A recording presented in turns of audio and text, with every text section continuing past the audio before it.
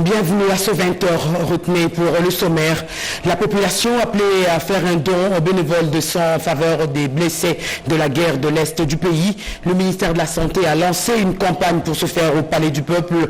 La Première Dame et la Première Ministre ont brillé par l'exemple. Elles ont donné leur sang pour ces Congolais au front. Et puis le message très attendu est finalement arrivé aux oreilles des Congolais. Des millions à attendre l'adresse du chef de l'État Félix Tshisekedi sur la situation de l'Est de la RDC. Le pays est en guerre. Le président de la République a appelé la population à la mobilisation générale. Et un émissaire d'Emmanuel Macron reçu ce jeudi par le chef de l'État Félix Tshisekedi. Il était porteur d'un message du président français à son homologue de la RDC. Il s'agit de Jean-Noël Barrot, ministre des Affaires étrangères. C'était là les titres. Bonsoir. Le président congolais Félix Tshisekedi a reçu ce jeudi un émissaire du chef de l'État français Emmanuel Macron en la personne de Jean-Noël Barrot, ministre de l'Europe et des Affaires étrangères de France. Ce dernier était porteur d'un message du président Macron. Reportage Gilles Chubumbaï. C'est une première visite du chef de la diplomatie française à Kinshasa. Jean-Noël Barrot, ministre de l'Europe et des Affaires étrangères de France, a été reçu ce jeudi à la Cité de l'Union africaine par le président de la République Félix-Antoine Tshisekedi. Une visite qui fait suite à une série de communications entre les chefs de l'État et son homologue français Emmanuel Macron. Pendant plus d'une heure, le président Félix Tshisekedi a expliqué la situation que vit le pays, marqué par des massacres, des pillages des ressources naturelles et autres violations massives des droits de l'homme. Le chef de l'État a exprimé ses regrets à la suite des incidents malheureux survenus à l'ambassade de France au cours des manifestations organisées le 28 janvier dernier à Kinshasa. Membre du Conseil de sécurité de l'ONU avec droit de veto, la France a apporté un soutien important à la RDC lors des 2 dernières réunions urgentes de cet organe des Nations Unies consacré à la situation sécuritaire et humanitaire dégradante dans le Nord Kivu après l'intensification de l'invasion des troupes rwandaises autour de la ville de Goma. Pour le moment, la RDC attend un peu plus d'action après l'invasion avérée des troupes rwandaises dans plusieurs territoires du Nord Kivu. Une guerre d'agression. Voilà, c'est un message qui était très attendu. C'était hier, tard dans la soirée, que le chef de l'État congolais s'est adressé à la nation en ces temps où le pays est frappé par une guerre d'agression injustement imposée. Félix Tshisekedi a appelé le peuple à se lever comme un seul homme contre l'agresseur. Mes très chers compatriotes, en ces instants critiques pour notre nation, je m'adresse à vous avec la gravité et la solennité qu'impose la situation.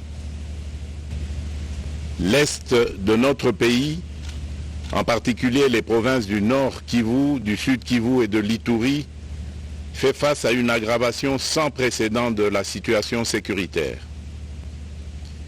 Les forces de défense du Rwanda, en soutien de leurs marionnettes du M23, poursuivent leur entreprise terroriste sur notre territoire, semant la terreur et la désolation parmi nos populations. Ces actes ne sont pas seulement une attaque contre la République, mais une offense à l'histoire et à la dignité de notre peuple. Face à cette situation, permettez-moi de vous rassurer. Une riposte vigoureuse et coordonnée contre ces terroristes et leurs parrains est en cours. Nos vaillantes forces armées de la République démocratique du Congo, symboles de courage et de patriotisme, sont pleinement mobilisées, prêtes à défendre chaque centimètre de notre territoire. Congolaises et Congolais, l'heure est certainement grave, mais notre détermination est encore plus inébranlable. Je voudrais ici interpeller directement la communauté internationale et l'Union africaine. Le Rwanda continue de violer ouvertement et sans scrupule les principes fondamentaux de la Charte des Nations Unies ainsi que les accords régionaux. Pire, ces agissements se déroulent dans une impunité totale et ce, avec un mépris manifeste des règles internationales et des valeurs que ces institutions sont censées défendre. Cette attitude arrogante, qui ne cherche même plus à masquer ses forfaits, est une provocation inacceptable à l'égard de notre souveraineté et de la stabilité régionale. La présence de milliers de soldats rwandais sur notre sol, leur soutien politique, logistique et militaire à leur pantin du M23, ainsi que leur implication dans l'exploitation illégale de nos ressources naturelles, nous conduisent tout droit à une escalade aux conséquences imprévisibles, mettant en danger toute la région des Grands Lacs. Ce moment critique nous offre l'opportunité de montrer au monde ce qui fait notre force. Nous gagnerons cette guerre par notre unité, notre courage et notre sens de responsabilité. Nos soldats se battent avec héroïsme pour la défense de notre intégrité territoriale et de notre souveraineté. J'appelle donc la nation entière, hommes et femmes, jeunes et vieux, acteurs politiques, opérateurs économiques, membres de la société civile, confessions religieuses, artistes et sportifs à se mobiliser, à faire bloc derrière nos vaillantes forces armées et à contribuer chacun à son niveau à l'effort de guerre. Le pape François s'est dit préoccupé par la dégradation de la situation dans la partie est de la RDC. Depuis Rome, il en appelle à la cessation des hostilités. On l'écoute au micro de Guy Matundu. J'exprime ma préoccupation pour l'aggravation de la situation sécuritaire au Congo. Je demande à toutes les parties de s'engager pour que les hostilités cessent, pour aider la population civile de Goma et que cessent les opérations militaires. Et je suis inquiet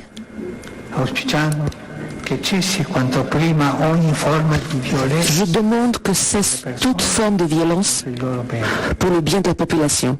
Et je continue à prier pour la paix, pour la sécurité. Et j'invite les autorités locales ainsi que la communauté internationale à un engagement maximum pour trouver la paix dans ces conflits. Dans un communiqué parvenu à notre rédaction, l'évêque de Goma appelle à la solidarité pour venir en aide aux populations. Monseigneur Willy Ngumbi condamne les actes de vandalisme. Guy Matundu. C'est un appel à la paix que vient de lancer l'évêque de Goma aux chrétiens catholiques et aux personnes de bonne volonté pour aller au chevet des populations meurtries du chef-lieu de la province du Nord Kivu. Monseigneur Willy Ngumbi Ngegele se dit indigné par la destruction de l'hôpital général Charité maternelle géré par les diocèses de Goma, qui a causé la mort de nouveau-nés et la destruction de la concession de la procure diocésaine détruisant le nouveau bâtiment récemment inauguré.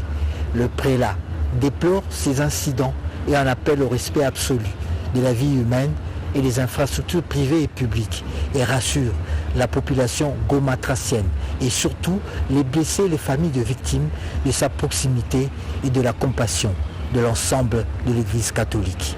L'ordinaire du lieu implore la paix divine en ce moment particulier que vit la République démocratique du Congo. Le ministre de la Santé a appelé la population à répondre massivement à l'appel aux dons bénévoles de sang pour sauver des vies à l'est du pays. Les blessés se comptent par milliers. Le besoin en sang est considérable. Samuel Roger s'est exprimé lors du lancement de la campagne au Palais du Peuple. La première dame de la RDC, Denise Nyakeru, était parmi les premières personnes à répondre à l'appel aux dons bénévoles de sang pour les FARDC et les Wazalendo, ainsi que pour d'autres blessés victimes de la guerre de l'Est du pays. Commentaire en images, Naïcha Kiala et Dichala. L'esplanade du Palais du Peuple transformée momentanément en un centre de collecte de sang. 15 minutes suffisent pour ce prélèvement de 450 ml de sang dans le cadre de cette campagne lancée par le ministre de la Santé publique, Hygiène et Prévoyance sociale, le docteur Roger Kamba, en faveur des blessés de guerre. Un geste simple de solidarité, d'une portée patriotique évidente, qui la distinguée première dame, Denise Nyakeru Tshisekedi, pose avec le cœur un devoir d'exemplarité. Elle a tout d'abord rempli son questionnaire médical avant de s'installer pour le prélèvement. Un élan de solidarité auquel tous les Congolais sont appelés, estime Joël Makubikwa, coordonnateur de la Fondation Denise Nyakeru Tshisekedi. Cette campagne est une très bonne chose. C'est comme ça d'ailleurs, vous avez remarqué, même la présidente de notre fondation, la distinguée première dame, n'est pas restée insensible à cet appel. Déjà au premier jour du lancement, elle s'est présentée elle-même pour faire son devoir patriotique, faire sa part, donner aussi de son sang, donner le sang, c'est donner de la vie à tous ces héros qui combattent, qui sacrifient, qui mettent en péril leur vie pour notre sécurité, notre bien-être. Donc nous invitons aussi toute la population quinoise à suivre le communiqué du ministère de la Santé, à suivre les différents lieux, différentes étapes. Un acte de générosité en faveur de nos vaillants militaires auxquels s'est associée la première ministre Judith Suminwa et beaucoup d'autres volontaires. Pour la chef du gouvernement, le défi est énorme, celui d'envoyer 5000 poches de sang dans l'est du pays pour les forces armées de la République démocratique du Congo et les Wazalendo. Ces poches de sang récoltées commencent leur parcours vers l'est du pays à bord de ces véhicules médicalisés et climatisés de la Fondation Denise Nyakeru Tshisekedi. Il faut plus de 5000 poches de sang pour les blessés de guerre à Goma. La première dame, vous l'avez constaté, la première dame de la RDC et la première ministre a également assisté au lancement de la dite campagne. Les deux grandes dames ont brillé par l'exemple. Ici, le message de Judith Suminwa. En ce moment de guerre pour notre pays, tous les Congolais et les Congolaises doivent être mobilisés d'une manière ou d'une autre, aider le pays, aider nos compatriotes qui sont à l'Est. Et donc pour moi, le fait de venir faire un don de sang, c'est une manière aussi de contribuer à soulager les souffrances de nos compatriotes à l'Est, que ce soit au niveau des FARDC, des Wazalendo ou de la population civile. Et pour ça, j'en appelle à toute la population de Kinshasa de venir pour faire ce don de sang. Nous avons besoin d'au moins 5000 poches, comme l'a dit Monsieur le ministre de la Santé, et tout Congolaise qui a vraiment cet aspect de solidarité est appelé à venir faire ce don-là pour nos compatriotes à l'Est. Il n'y a pas à hésiter, c'est quelque chose de simple, de pas compliqué, et je pense qu'on le fait dans de bonnes conditions. La première dame était là, moi-même, le ministre de la Santé, vous voyez. Il y a d'autres personnes ici avec nous et il n'y a aucun risque, ça se fait dans de bonnes conditions sanitaires et je pense que tout Congolais et Congolaise qui pense vraiment se lever pour notre pays a le devoir de poser un tel acte. Et puis ce communiqué du RCD-KML, le RCD-KML dénonce et condamne fermement l'agression rwandaise et salue la bravoure et l'héroïsme des forces de défense et de sécurité, les compatriotes Wazalendo ainsi que des forces de la mission onusienne, de la SADC et de celle de la République du Burundi. Le RCD-KML réitère sa solidarité indéfectible envers toute la population directement affectée, son soutien au chef de l'État et aux institutions de la République. Enfin, le RCD-KML félicite la nomination d'un nouveau gouverneur à la tête de la province du Nord Kivu. Voilà, c'est ce que dit le communiqué. Campagne de sensibilisation sur les cancers de la prostate. Il faut savoir s'y prendre tôt en vue d'éviter les complications, surtout chez les hommes en âge avancé. Le département de chirurgie de cliniques universitaires porte l'initiative. Grâce Maosso de Mekungi. Au cours de la journée de sensibilisation du cancer de la prostate, le professeur Dr Moningo, chef du département de chirurgie des cliniques universitaires de Kinshasa et médecin directeur de la clinique Pointe-à-Pitre, a fait savoir qu'en République démocratique du Congo, le cancer de prostate est un problème majeur de santé publique dont la prévalence hospitalière est élevée avec un taux de mortalité estimé à 19,7%. C'est une maladie qui au début n'a pas de symptômes. Nous appelons les hommes à partir de l'âge de 45 ans de venir se faire dépister le cancer de la prostate. Ce serait du 5 au 6 février 2025, déjà à partir de 8h30. Mais les gens qui nous suivent, ils peuvent déjà se faire enregistrer pour que le moment venu qu'ils bénéficient de ce dépistage. Tout le monde est concerné par cette maladie qui est le cancer de la prostate. Le médecin-chef des staffs de cette clinique a annoncé le déroulement de ces dépistages.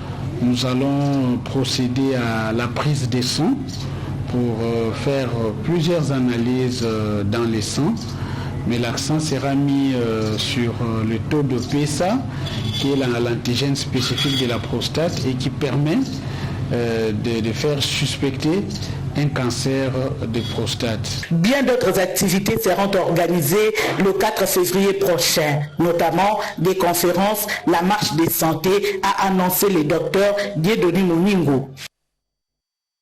Et en cette période critique de l'histoire de la RDC, le CESAC, le Conseil supérieur de l'audiovisuel et de la communication, appelle les responsables des médias à veiller au respect de l'éthique dans le traitement de l'information relative à la guerre nous imposée injustement par le Rwanda. Renette Koulonga.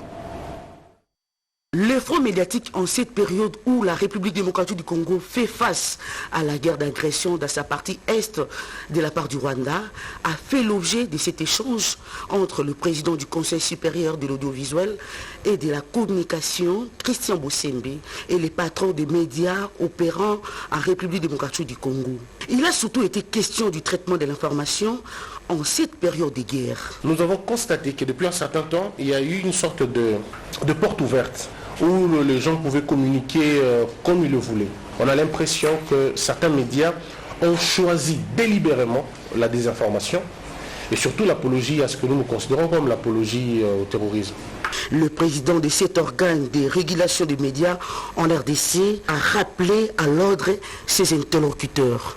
Dans l'acte du bureau, nous avons demandé aux journalistes de s'abstenir de diffuser des informations sur la guerre sans se référer aux sources officielles, parce qu'il faut le dire, désormais, un média qui prendra le risque de diffuser des informations au sujet de la guerre sans qu'il y ait des sources référentielles officielles, je vais les fermer sans attendre quoi que ce soit. Aux journalistes, dans vos traitements d'informations, nous demandons une seule chose, déconstruisons le mythe rwandais. Dans le récit que nous apportons à la contribution des Congolais, il faudrait que les gens comprennent que le Rwanda seul ne peut pas nous agresser. Il n'en a pas le pouvoir. Si le Rwanda nous agresse, c'est parce qu'il est soutenu. Pour le CESAC, il ne sera plus question d'accorder la parole au M23 et leur mentor, le Rwanda. Les médias exerçant en RDC devront s'y conformer, a-t-il conclu. Et de son côté, le ministre de l'Industrie a visité les commerces et supermarchés vandalisés lors de récentes manifestations pour un état des lieux et des mesures à prendre. Images et commentaires. Le ministre Louatum Kabamba, ministre de l'Industrie et du Développement des petites et moyennes entreprises, a effectué ce jeudi 30 janvier 2024 en compagnie des responsables des secrétariats généraux et des structures évoluant sous sa tutelle une descente dans plusieurs entreprises de la ville de Kinshasa afin d'évaluer les pertes d'emplois et financières, le coût de gestion de crise et la permutation des activités et du climat des affaires après les actes de vandalisme orchestrés par certains jeunes mal intentionnés alors que la population exprimait sa colère à Kinshasa contre l'agression de la partie Est orchestrée par l'armée rwandaise avec leurs supplétifs du M23 et l'AFC. Partout où il est passé, le numéro 1 de l'industrie et de l'entrepreneuriat a déploré ces actes qui font reculer l'économie nationale tout en saluant le comportement des investisseurs étrangers qui, malgré les pertes, n'ont pas renvoyé les compatriotes congolais au chômage. Merci Péné Nayoki, mon côté à perdre de Moussala Naye. Louatum Kabamba a profité de cette occasion pour échanger avec les employés afin de les sensibiliser à l'importance du civisme patriotique. Bien avant cette descente, Louatum Kabamba a réuni les secrétaires généraux, les responsables des structures évoluant sous sa tutelle afin d'étudier les faisabilités pour assister les FARDC et la population de Goma, victimes d'une guerre injuste. Les participants ont tous accepté l'appel du chef de l'État, Félix Antoine Tshisekedi Tshilombo, transmis au secteur de l'industrie et de l'entrepreneuriat par le ministre Louatum Kabamba. La nation est sacrée, dit-on. Et les leaders communautaires de la province de l'Ituri confirment leur engagement à accompagner le programme de désarmement à travers le PDDRCS dans leur province. Ceci au cours de l'échange avec le coordonnateur de ce programme, Désiré Tanga, un reportage de Peggy Mukunda. Les leaders communautaires des 5 territoires de la province de l'Ituri, regroupés au sein de l'association UNADI, sont appelés à bien jouer leur rôle de médiateurs pour la restauration de la paix au sein de communautés. En tant que levier de la sécurité et de la paix, le PDDRCS sollicite leur soutien pour la sensibilisation et la mobilisation de communautés en faveur du désarmement et de la réintégration des ex-combattants. C'est l'appel lancé par le coordonnateur national du programme de désarmement, démobilisation, relèvement communautaire et stabilisation PDDRCS, Jean Dédieu Désiré Ntanga Antita, accompagné de son adjointe chargée des questions techniques et opérationnelles, Marie-Chantal Lumba, lors d'un échange avec les responsables communautaires. Ces derniers ont saisi l'occasion pour remercier tout d'abord le chef de l'État pour son choix et pour la nomination du coordonnateur national. Cette nouvelle dynamique rassure les leaders communautaires quant à leur implication dans la sensibilisation. Les leaders communautaires de l'Ituri sont unanimement d'accord pour accompagner le programme en vue des retours de la paix en Ituri. Concernant leur doléance, le patron du PDDRCS les a rassurés de son engagement personnel à rechercher des solutions adaptées. Il a souligné l'importance d'entretenir une relation sincère et respectueuse afin de permettre au programme de prendre un véritable élan pour son effectivité. Et à Kinshasa, la vie a repris son cours normal après 2 journées assez mouvementées suite à ce qui se passe à l'est du pays. Les magasins ont rouvert leurs portes, les Kinois ont vaqué à leurs occupations habituelles. Joséphine Liondo et Abdoulaye Bongo ont fait le constat. Kinshasa, avec ses embouteillages monstres, a repris vie après 48 heures d'inactivité suite aux événements qui se sont déroulés dans l'est du pays. Les supermarchés et autres établissements publics et privés ont rouvert leurs portes. Les arrêts de bus sont de nouveau bondés. 7 habitants de la commune de Lancélé, dans la périphérie de Kinshasa, a pu joindre sans problème son lieu de travail au centre-ville de Kinshasa. Je suis venu en transport en commun. Je travaille ici au bureau en ville. Et maintenant, je suis en train de rentrer chez moi à la maison. Calmement, la sécurité est garantie. La situation actuelle invite les Kinois à l'extrême prudence et à la vigilance. On doit arrêter de prendre la bière, on doit arrêter de faire semblant comme si tout allait. Non, nous sommes en guerre. Pour prêter main forte à nos vaillants FARDC, des voix s'élèvent de plus en plus pour un enrôlement massif de jeunes. Nos jeunes gens cherchent à s'enrôler dans l'armée. Ne peuvent pas dire qu'il y a que non, il ne faut pas avoir peur de s'enrôler dans l'armée. Ils peuvent se préparer aux jeunes gens. Les pasteurs ne sont pas restés indifférents à la situation de l'Est. Les cris que je lance pour le Seigneur et pour la patrie, nous allons vaincre. Tiens à mon cœur, autant que Néhémie et d'autres. Nous sommes priés et aussi j'avais proposé par exemple que tous les panneaux de la République comportent le message sur la guerre, afin que cela garde dans notre conscience qu'on n'est pas dans une partie de jeu, mais on est dans quelque chose de sérieux par rapport à notre héritage. Kinshasa a repris vie à la grande satisfaction de ses habitants. Et une importante délégation congolaise, Parlement belge, on mobilise le monde autour de la situation de l'Est de la RDC. La Chambre des représentants a reçu l'ambassadeur de la RDC au Benelux et les députés en mission sur place. Edith Chala. Devant la commission des relations extérieures de la Chambre des représentants de Belgique, l'ambassadeur de la RDC au Benelux et à l'Union européenne, Christian Dongala Nkunku, a invité la Belgique à plus de pression sur Kagame afin de mettre fin aux hostilités engagées par le Rwanda dans l'est de la RDC et le retrait immédiat de ses troupes en RDC. Présent dans la délégation congolaise, l'honorable André Mbata a relevé la violation du droit international devenue routinière par le Rwanda et exige des sanctions contre cette barbarie contemporaine. Des messages qui permettent aux représentants belges d'élever la voix contre l'hypocrisie de l'Union européenne. Si le Rwanda, qui est l'acteur principal de ce qui se passe aujourd'hui dans l'est du Congo, fait ce qu'il fait aujourd'hui, c'est parce qu'il a le soutien des pays occidentaux. Il faut appeler un chat. Parce qu'il y a des paroles d'un côté et puis il y a les actes. Et quand on voit les actes, il n'y a rien qui est fait pour assurer la paix au Congo. Par contre, on finance le Rwanda dans soi-disant sa lutte contre le terrorisme, quand l'Union européenne donne 20 millions d'euros au Rwanda, soi-disant pour lutter contre le terrorisme. Comment ceux qui terrorisent depuis 30 ans toute une population, tout un État, tout un pays, peuvent lutter contre le terrorisme? Ces interventions ont également mis en lumière la tragédie humanitaire d'une gravité inouïe qui a lieu en ce moment dans l'Est de la République démocratique du Congo. John Prosper Moké, c'est le nouveau procureur général près la Cour constitutionnelle. Il est officiellement entré en fonction après la remise reprise et il en est de même du procureur général près le Conseil d'État. Cédric Kenina. Une nouvelle page s'ouvre au parquet général près la Cour constitutionnelle. Signature des procès-verbaux, le nouveau procureur général John Prosper Moké Mayele a pris officiellement ses fonctions, annonçant sans tarder les nouvelles orientations assises sur une parfaite collaboration. J'attends de vous tous une sincère et franche collaboration.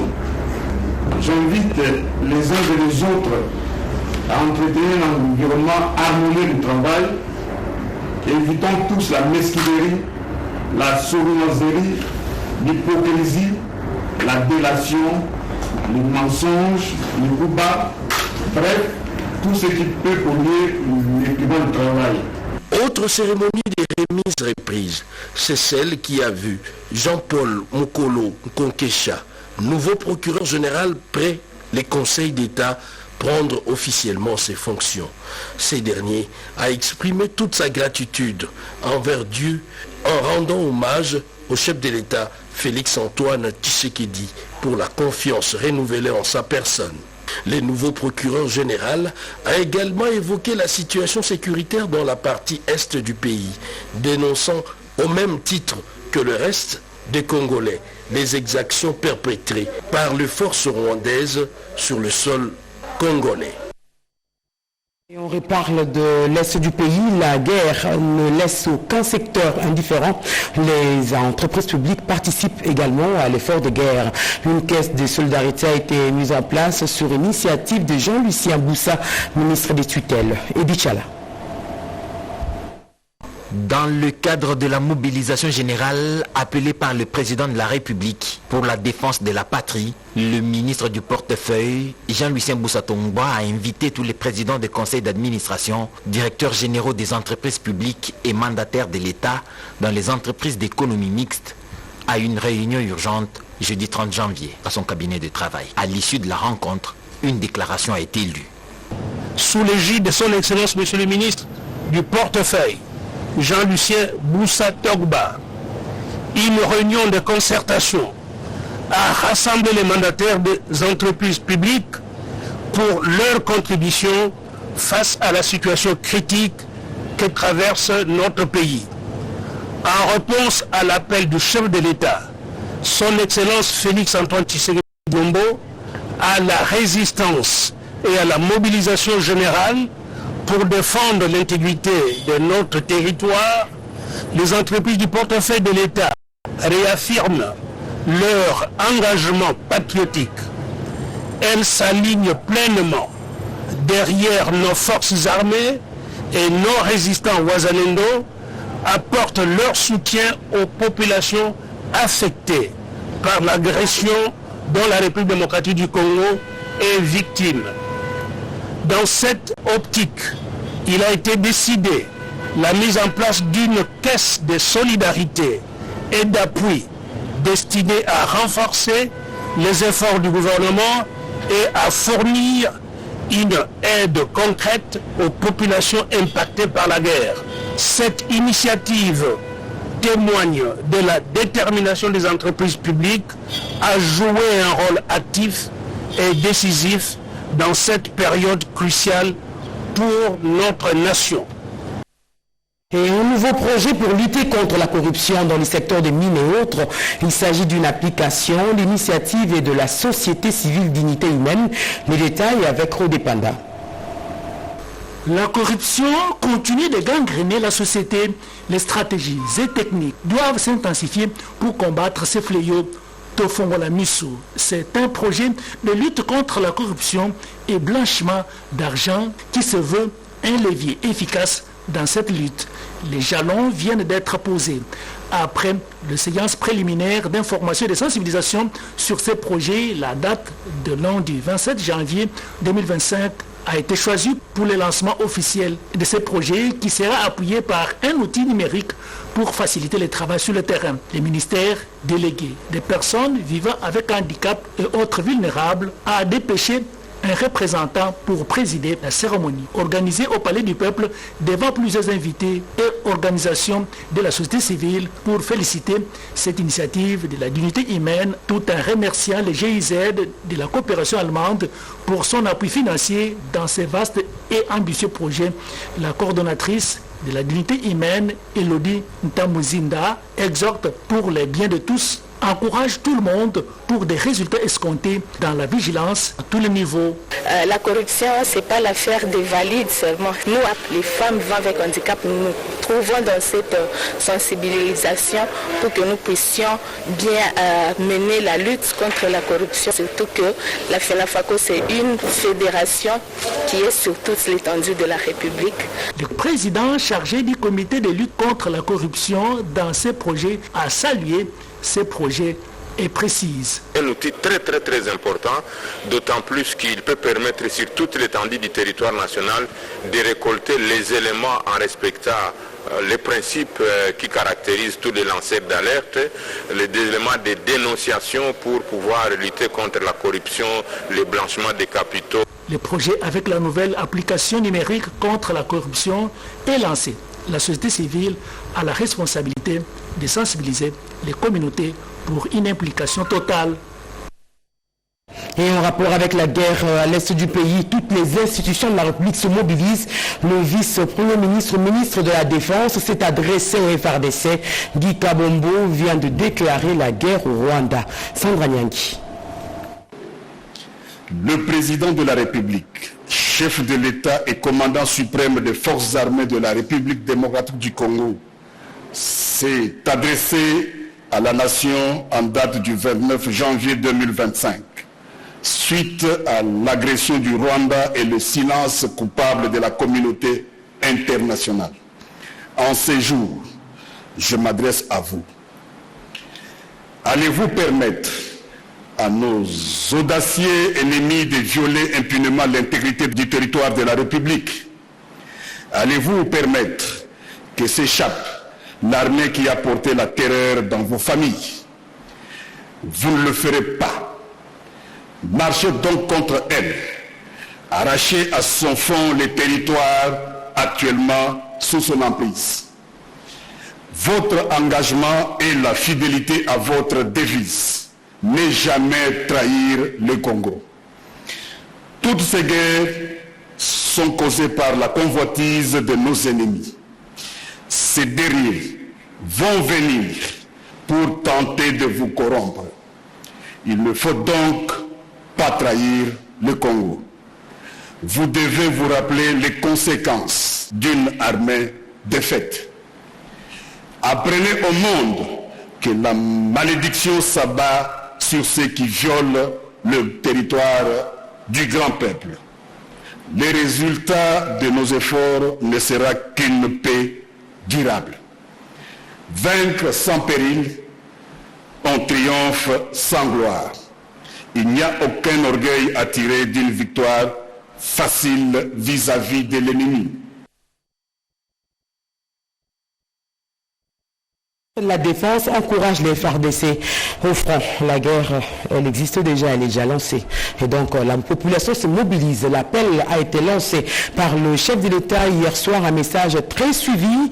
Les institutions répondent à l'appel. Les élus nationaux, les sénateurs, les députés ont été reçus par le chef de l'État, précisément ceux élus de l'Est du pays, du Nord Kivu, et ils sont prêts à soutenir le pays, la République, pour que cette guerre cesse. Regardez.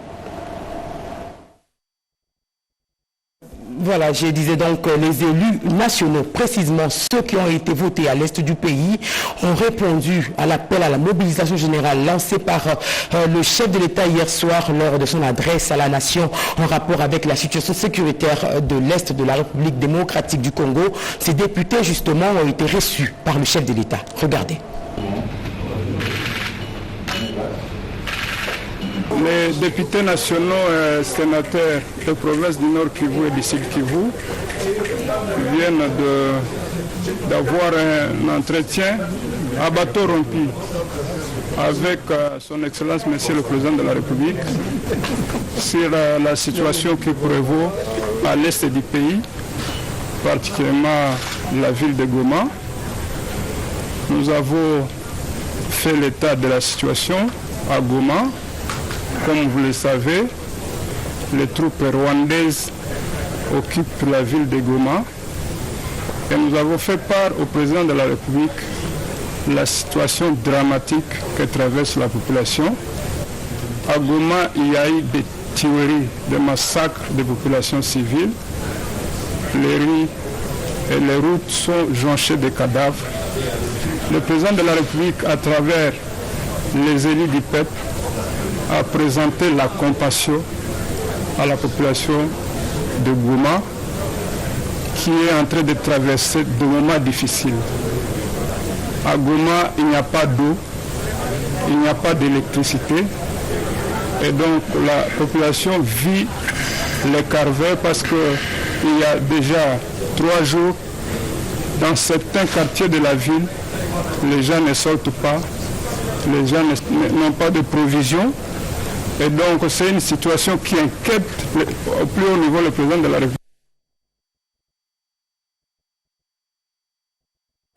Un communiqué avant de nous séparer, un message de soutien au commandant suprême Félix Antoine Tshisekedi, président de la République et aux forces armées de la République démocratique du Congo. Ce message vient de l'Office congolais de contrôle OCC.